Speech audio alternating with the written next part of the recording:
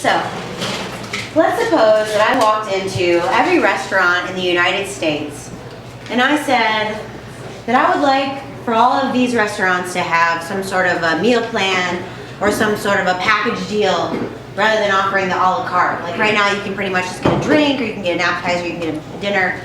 But I wanted to decree that every restaurant in America instead offers meal plans and package deals for everyone. So that when you walk in, you can get a drink and a meal and maybe a dessert or maybe an appetizer along with it, right? Because I feel it's just unjust. And there are times that I go out to eat and I see other families that they can't afford to get beverages because they don't make enough money, so all they end up getting is the entree. It's just not right. So if I walked into every restaurant in America with the threat of force, if necessary, and said you are no longer allowed to offer things a la carte as you have been doing, instead you will offer them as package deals and meal plans for people so that everyone has everything great, everything that they want, everything wonderful that a restaurant can offer. Would you say that I was being morally just or moral in a sense at all if I were to do something like that? No. And I would agree with you. And what about the cost issue? What is that going to do for the very people that I originally intended to care for? Those who couldn't afford the beverage, they couldn't afford the appetizer. What's going to happen across the board when it comes to going out to eat? Is the price going to go up or go down? It's going to go up, right? Because I've just changed the way that they do things. I've changed the way they package their products. Yet our government has been doing this for years when it comes to healthcare. When it comes to a lot of things. But when it comes to healthcare, something I'd like to talk about today. The contraception issue is such a hot button issue right now in the media. Barack Obama just mandated that employers offer birth control to their employees when in their health insurance plans, right? And everybody's up in arms. And the liberals are saying it's a women's rights issue, and the conservatives are saying it's a religious issue, right? Women's rights issue, religious issue. So which one is it?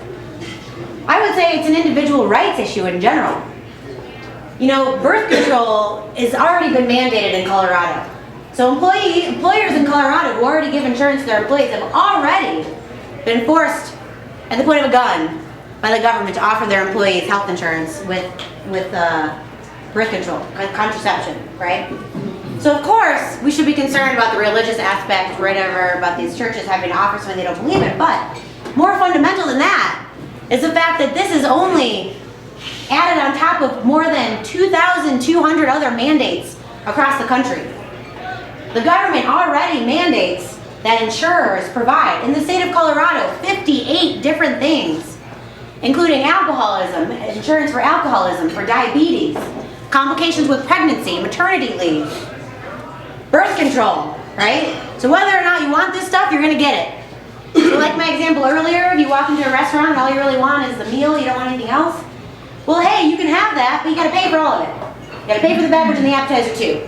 Because somebody had the brilliant idea of ensuring everyone was going to be the greatest thing. So while this birth control issue that's going on it's important that we think about it, talking about it only as a religious rights issue is almost shameful. Because what they're doing is they're telling a private industry, which started off as an individual having a dream, having a plan for starting a business, they have taken a gun and they have put it to their heads and they have said, you do this, or you go to jail, or you go to business. But what you're going to do is you're going to offer all these different things to people, whether or not they want it. And so as we all discussed before, what happens? The price goes up. So why is it that health insurance costs are so high? Why is it that it's the system is broken and Obama needs to sweep in to fix it? Well, thank you very much to government action. In fact, there is research done by the PricewaterhouseCoopers, and this is the most recent research I could find, although I'm sure there's more if I dig. Back in 2000 to 2002, they did a study on all the state mandates. Again, it's over 2,000. That showed that 15% of the healthcare cost was from the mandates alone.